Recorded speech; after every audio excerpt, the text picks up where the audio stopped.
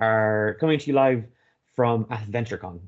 This is not my swanky bedroom. I'm not wearing my token presenter blazer because I've just done a series of events, not the lemony snippet kind, more the TTRPG kind panels and workshops. And I'm here with Omar from A Tale of D20s. Hi. One of the few people I am actually uh, comfortable playing in a game with in terms of like not being the DM. Omar is somebody that I look up to immensely. So thank you so much for agreeing to do this. Like I've stolen so many of your ideas, Omar. That's not even a thing I'm going to pretend I haven't done.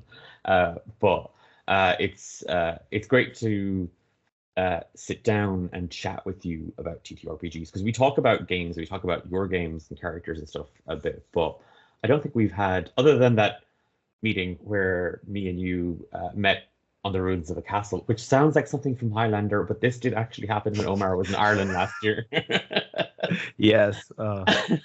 Our poor partners were set there, kind of like, okay, when are they going to stop talking about TTRPGs? And when can we talk about the setting? Nah. But Omar, you are so welcome to Ben and Declan on a roll, and thank you for taking the time to join us. Thank you for having me. It's been amazing through all the things we've done together, from back when we were just a podcast to doing live streaming. Declan, we go way back, and it's been a joy and pleasure having you on all of our multitude of events, and also being a player in one of your games, which was fantastically fun. Yeah, we have a common thing of like, hey, you want to be in this thing that I'm doing? And yeah, okay, I'll find the time. We'll figure it out. Mm-hmm. You and a Tale of D20s, you do, like, I often kind of go, oh God, I do so much, and people give out to me for all this stuff. And I'm going like, well, I'm not Omar. I don't do half of what Omar is doing. So do you want to tell us, for anyone that's maybe that I've not had the chance to talk to the ear off of about a Tale of D20s, do you want to tell us a little bit about who you are and who a Tale of D20s are? Sure, certainly. So I am Omar Burgos, aka the Tail Weaver. It's kind of when I go across all of the social medias as. And I am an avid Dungeons and Dragons, and as the course of my life in the TTRPG space, I would say all types of TTRPGs player. And I remember about, how long has it been? I'm gonna say maybe 10 years ago at this point. I was playing 4E with college friends, and we just had such a blast. And that's really the first time I really got into a Dungeons and Dragons campaign, from like 1 to, I think we got to level 13 or 16. And I was just the drama, the epic tales that we were telling. I said, we gotta, like, can we record this?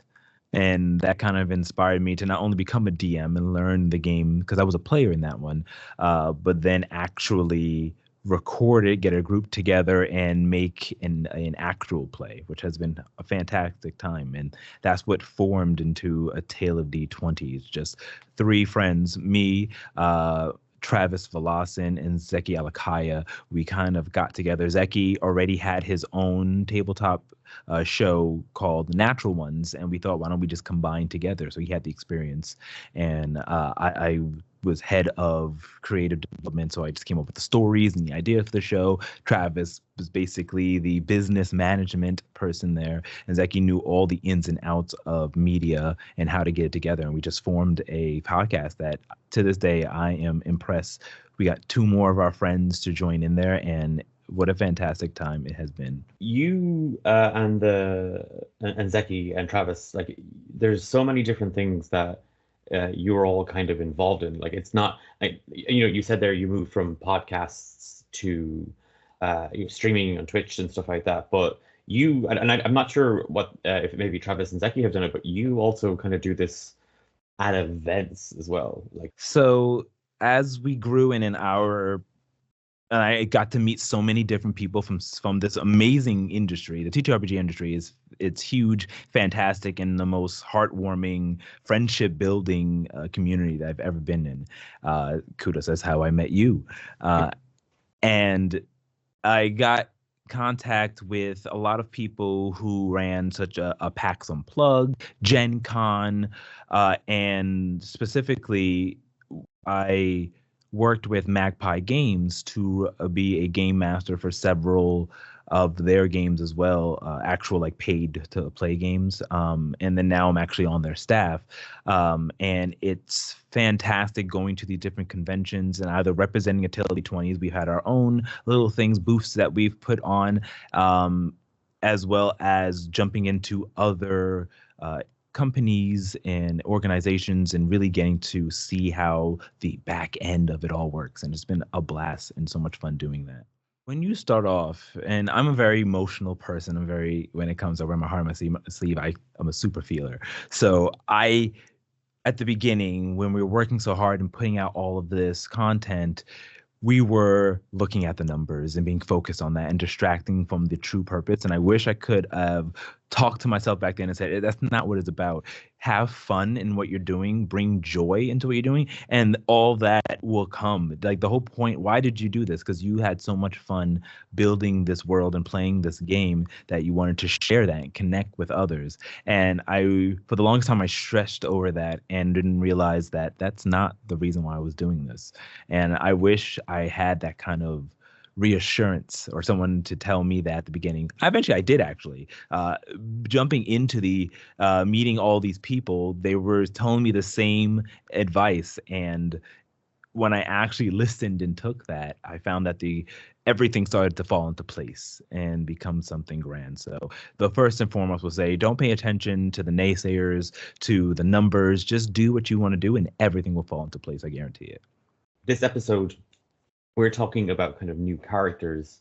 And I guess from your point of view, because I mean, I was a relatively, I mean, I played with Travis and Zeki in a couple of one-shots and stuff like that, but I hadn't played with Rachel before.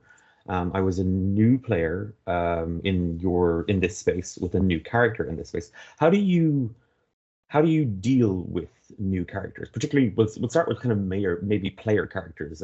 Player character has died, the story is progressing, and they're rolling up a new character, or they've come up with a new character and it's not what you were expecting. How do you handle a new character?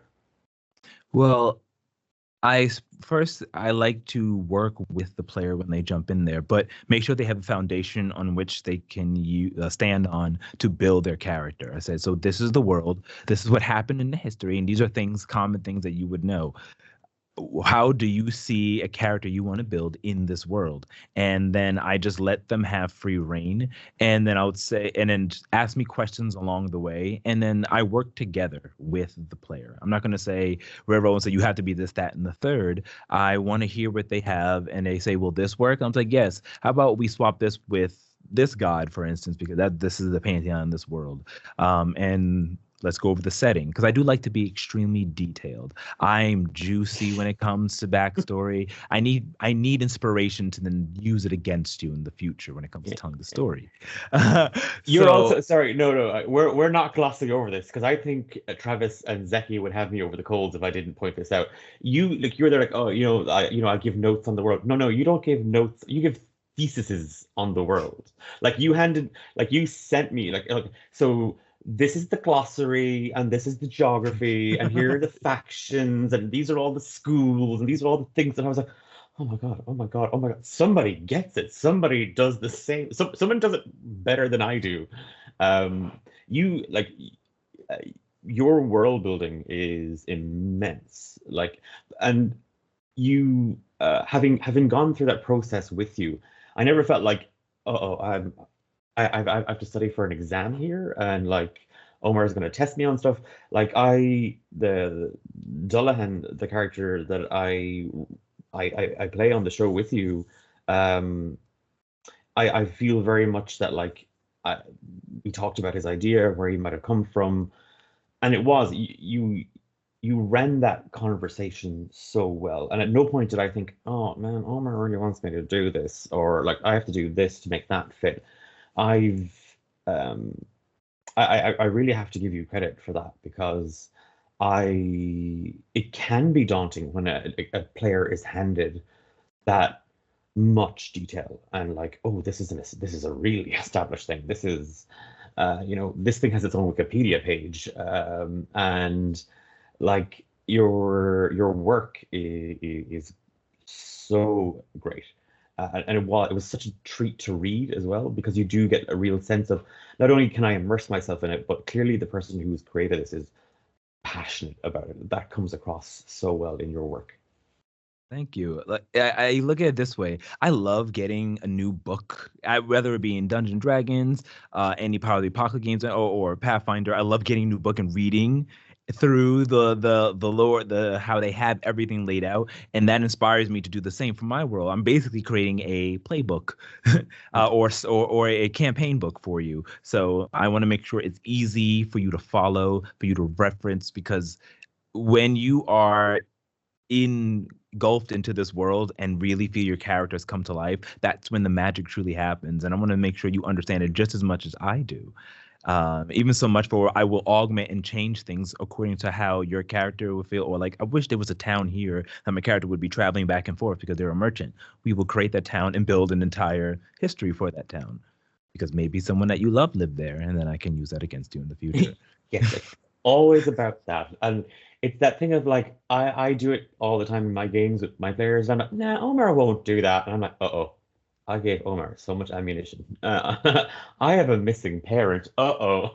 Like this is, yeah, no, it's a thing that I like to do as a DM, and I've learned an awful lot from the way I see you incorporating.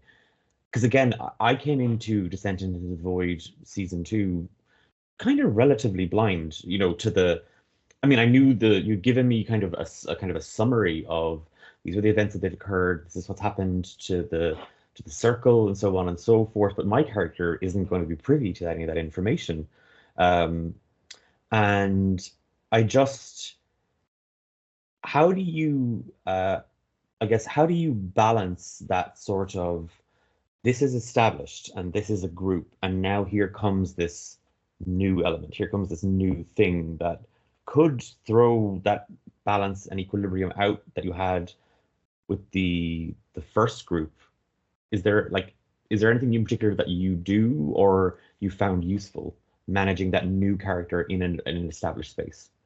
So to answer that question, I'll have to kind of explain my kind of theory on making a campaign. So there's two types of campaigns that I've made and that I look at. And it's the large, massive campaign where the scale, by that I mean that we're playing for a straight 100 sessions or more, or something like that, like a long multi-year campaign. Or we do the 8-episode campaign where it's you get more to the meat faster. And Descent into the Void 1, the prequel to this, was a massive. If someone would want to jump in, it would be difficult because a million things happened and we never took a break. Whereas when you came in season 2, I planned Descent into the Void campaign 2 to be an 8 to 10 episode, like almost like a Netflix bingeable, where it's not railroaded, but it's structured where you can get everything and it ends not so much for as the campaign's over, but it's reached the end of that chapter and anything can happen next. So since all the bad things had happened and everything, and we reached and this is where that chapter ends. Now you want to know how the next book. It's like reading a book. I kind of build it like that. You have your first book and it's over and doesn't leave you on, and then they jumped off the bridge and then what? And no, it's more so there is a conclusion, and then we start up again by adding a new character and seeing how that shapes this new season. So every season could be different. What are your tips or tricks or techniques? Tell us your secrets, Omar. What's your approach to writing a new NPC, a new character that the players are going to encounter? Where do you start? So I start off with a personality. I'm saying when I like to make NPCs, I make them by, now we're going to go over to the school teachers, or I'm saying the people of this town. And the way I build the town, like if it's a sea town, so they're going to do a lot of fisher people or a lot of people who deal with ocean, and what kind of personalities would a person who works by the sea would be like? Might be a little rougher, have more tails, be more wise from all the people that are coming into shore. So I need to build characters that would be like that. So then I said, what's an angry person like that would be? Oh, someone who has been slighted, maybe because their ship was wrecked or something like that. And then I will build the personality over the environment, and then as you said, yes, I love anime. There's always a little, I say a little, there's a lot of bit of an exaggeration, exuberation with all the anime characters. Like they play to their archetypes to a T. And that's why you love anime, because it's just campy. And I love camp. Who doesn't love camp? So Everybody loves camp. I know, but still keeping it believable and a good story, but you want it can't be. Like, I was inspired by the 90s Xena and Warrior Princess and Beastmaster and all these characters who would just be over the top. Buffy the Vampire Slayer, like these are like they're not the normal people you see on the street. They have very succinct personalities that you love seeing and seeing a twist and turn. So that's how I kind of build. So my tips and tricks would be to really look at the environment on where you're building. The teachers are going to be in a school. What would it be feel like where you live in the school for most of your life teaching these kids, and as well as doing other jobs because they supplement their income through other means as well. And then how would that have affected your personality? So I'm really big on looking at nature and nurture. So like, what does something that you were taught to teach you versus what something that your experience has, and then I build it from the ground up in that way. That is kind of all we have time for. But Omar, where can we find you? Where can we find more about A Tale of D20s? And if there's anything that you want to push or plug or promote, the floor is yours. Take it. Certainly. Once again, my name is Omar Burgos, aka the Tail Weaver. You can find me on social medias at either the Tail Weaver or the_tail_weaver if it's taken.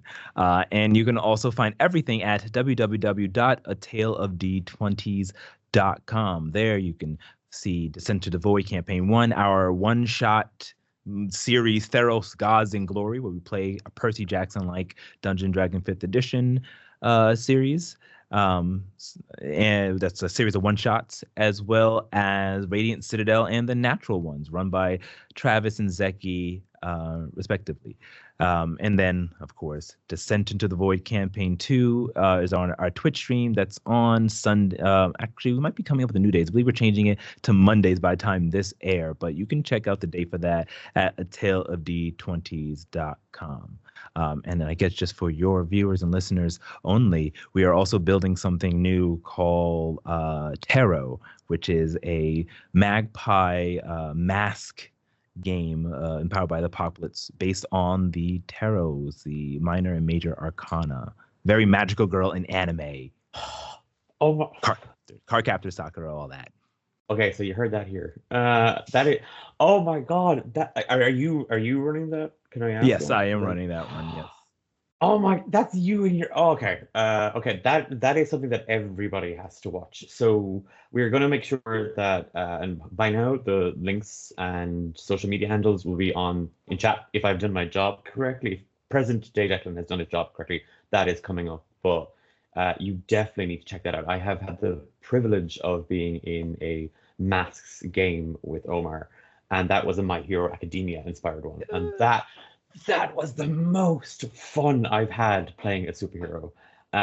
Honestly, can we please go back to that? Okay, I'll stop. I'm going to stop the call. I'm going to stop recording, and then I'm going to bully you into maybe running another session of that. But Omar, thank you so much for your time and for letting us know a little bit about your craft and where you draw your amazing characters from. And that's it for me from our AdventureCon. Day one down and done. Back to Ben and current day Declan in the studio.